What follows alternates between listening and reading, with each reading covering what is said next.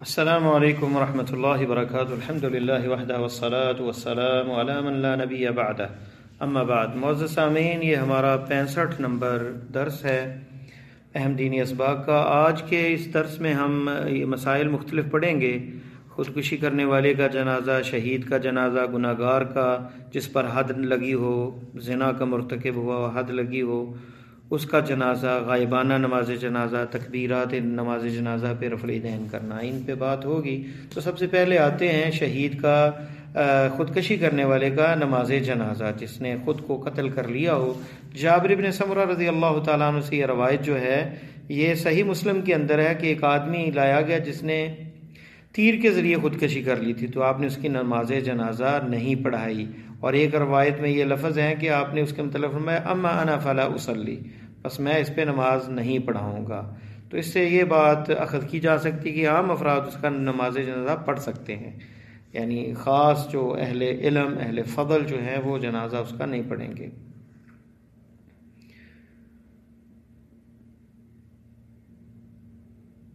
دوسری بات،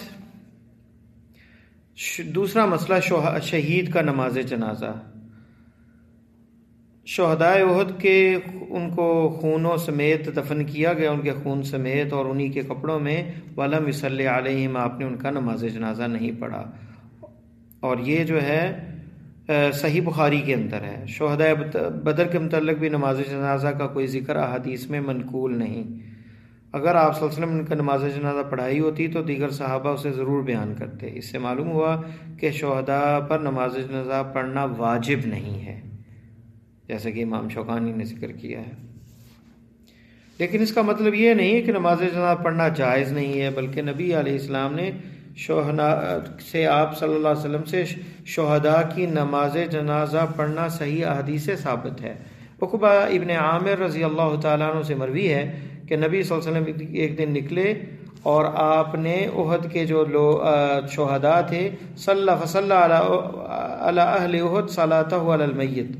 تو اہل احد پر جو ہے آپ نے بعد میں جا کے جو ہے نماز جنازہ کی طرح پڑھا، جنازہ پڑھا ان کا، اور یہ بخاری کے اندر کتاب المغازی میں ہے۔ انس رضی اللہ تعالیٰ عنہ سے ایک روایت ہے کہ حضرت نبی صلی اللہ علیہ وسلم نے حضرت حمزہ رضی اللہ تعالیٰ عنہ کے قریب سے گزرے کہ جن کا مثلا کر دیا گیا تھا۔ ولم یصلی علی احد من الشہداء غیرہ، یعنی شہداء احد، یعنی آپ نے کسی شہداء کے شہداء میں سے کسی کا جنازہ نہیں پڑھا اس دن سوائے حمزہ کے۔ اور یہ روایت جو ہے یہ حسن درجے کی ہے، ابو داؤد کے اندر ہے، اور شیخ البانی نے اسے حسن کہا ہے، کتاب الجنائز میں بھی ذکر کی ہے۔ تیسری روایت جو ہے شداد رضی اللہ تعالیٰ عنہ سے مروی ہے کہ دیہاتیوں کا ایک آدمی نبی صلی اللہ علیہ وسلم کے پاس حاضر ہو کر مسلمان ہو گیا۔ کچھ مدت کے بعد لوگ دشمن سے قتال کے لیے گئے تو اس آدمی کو نبی صلی اللہ علیہ وسلم کے پاس لایا گیا تو اسے تیر لگ چکا تھا، تو آپ نے اس کے جبے میں اسے کفن دیا، پھر اس کے آگے کھڑے ہو کر اس کی نماز جنازہ پڑھائی۔ اور یہ روایت جو ہے سنن نسائی کے اندر ہے، سنن نسائی میں 1955 نمبر حدیث ہے، اور یہ شیخ البانی نے اس کو صحیح سنن نسائی میں صحیح کہا ہے، یہ حدیث صحیح ہے۔ تو ان احادیث سے سمجھ آتی ہے کہ شہداء کا جنازہ پڑھنا بھی جائز ہے اور واجب نہیں ہے، اور آپ نے نہیں بھی پڑھا اور پڑھا بھی ہے۔ اس لیے امام شافعی، امام احمد، مالک رحمہم اللہ کہتے ہیں شہداء کی نماز جنازہ نہیں پڑھی جائے گی، اور ابو حنیفہ شہداء کی نماز جنازہ پڑھی جائے گی۔ یہ اختلافی سی بنیاد پر ہے، جنہوں نے ان حدیث کو دیکھا کہ آپ نے نہیں پڑھی تو انہوں نے کہا کہ نہیں پڑھنا چاہیے،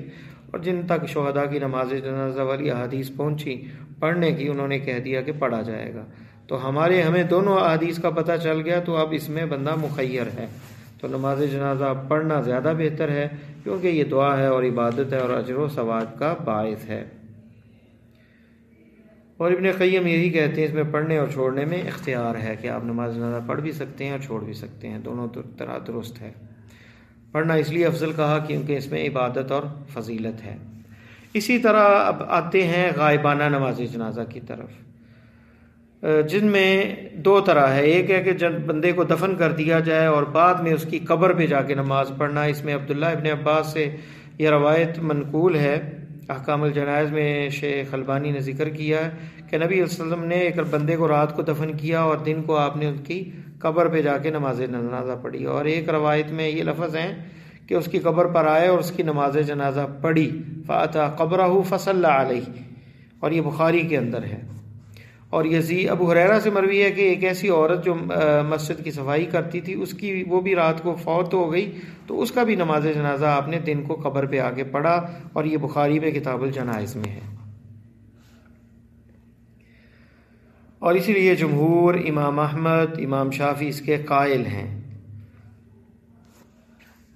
ابو حنیفہ، مالک قبر پر نماز جنازہ پڑھنا مشروع نہیں ان کے نزدیک۔ سبب غیر مشروع کہنے والوں کی دلیل وہ حدیث ہے جس میں مسجد میں جھاڑو دینے والی عورت کی قبر پر نماز جنازہ کا ذکر ہے، اور اس میں یہ لفظ بھی ہیں ان هذه القبور مملوءة ظلمة على اهلها وان الله ينورها لهم بالصلاة عليهم، یہ قبریں اہل قبور کے لیے اندھیروں سے بھری ہوئی ہیں اور میری نماز سے ان کی قبروں میں روشنی ہو جاتی ہے۔ اس سے استدلال کرتے ہوئے یعنی ائمہ نے، امام مالک اور ابو حنیفہ رحمۃ اللہ علیہم، انہوں نے یہ استنباط کیا کہ یہ خاص تھا نبی علیہ السلام کے لیے، کیونکہ آپ کی نماز کی وجہ سے ان کی قبریں روشن ہوتی ہیں۔ لیکن جمہور علماء نے اس کا جواب یہ دیا کہ یہ مدرج ہے، یہ صحیح حدیث سے یہ ثابت نہیں ہے لفظ، اس لیے حافظ ابن حجر نے اس کو ترجیح دی ہے اور ثابت کیا ہے، یعنی یہ مدرج ہے، ثابت نہیں ہے۔ اس لیے جب یہ حدیث ثابت نہ ہوئی تو اس کا مطلب ہے کہ یہ عام ہے، تو اب بھی جو ہے کسی نے نماز جنازہ نہ پڑھا ہو تو اس کی قبر پہ جا کے نماز جنازہ پڑھی جا سکتی ہے، اور خصوصیت جو ہے وہ دلیل سے ثابت ہوتی ہے۔ اور اہل قبر پر تدفین کے وقت نماز پڑھی گئی ہو یا نہ پڑھی گئی ہو، بعد میں قبر پر نماز پڑھی جا سکتی ہے، جیسا کہ احادیث میں گزرا ہے۔ اب آتے ہیں تیسرا مسئلہ، غائبانہ نماز جنازہ کی طرف۔ کیا جو فوت ہوا ہو اور وہ پاس نہ ہو، اس کا غائبانہ نماز جنازہ پڑھا جا سکتا ہے؟ تو اس ضمن میں